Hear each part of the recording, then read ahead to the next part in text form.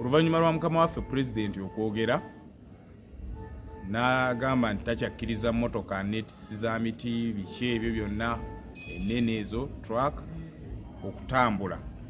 Ffe twatandikirawo ekikwekweto era emmotoka ezo ze twakutte twasazeewo okugoberera ekiragiro kya mukama waffe pulezidenti ennaku 21 nga ziri awo, ate nga ne badriva nabo tuli mu bamonitoring ennaku 21 nga bali mu kasanda. So tetulina gwe tugenda kuttira ku liiso ne bw'onaaba nga gwe omunene asembayo ye pulezidenti wa Uganda General Yoweri Kaguta Museveni, ate ye yawa ekiragiro. So twazikutte naye waliwo amasimu agatukubirwa naye ffenna twakkiriziganyiza ne tugamba nti amasimu ne bwe ganaaba ameka ffe tuli mu kugondera kufuba kulwana tuteeka mu nteeka oba mu nkola ekiragiro ky'omukulembeze w'eggwanga. So buli mmotoka era abantu abali eyo tubakubiriza abadde baagala okukozesa wikinensi y'abantu baffe eyo wabbali nti mujja kuyita mu bupanya.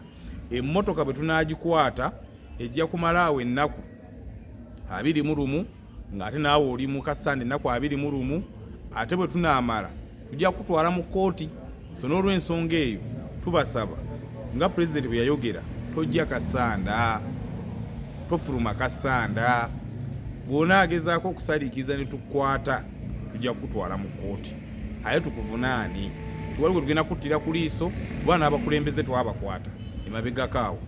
Waliwo ne sipiika Mulamba wa Narutuntu sub kawunti gyali asaavinga ekibonerezo ennaku 48.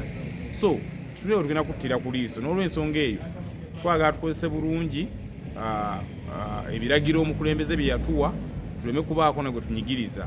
Era emmotoka ezakwatiddwa tetugenda kuzita kuba twakkiriziganyiza nga security ne tugamba nti emmotoka zino mukama waffe nga bwe yalagidde tutandikirewo okukola. Era ne twegabanyaamu nga woofiisi ya pulezidenti.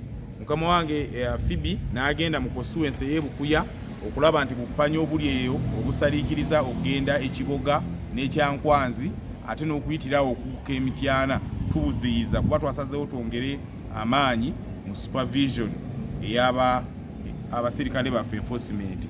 So nze nesigala mu Kasanda South, ate Diso naye n'agenda mu Kasanda North okulaba nti waliwo mmotoka zisaliikiriza, okulaba nti zigenda nga zigwa Mpigi, Gomba, Butambala n'ewalala.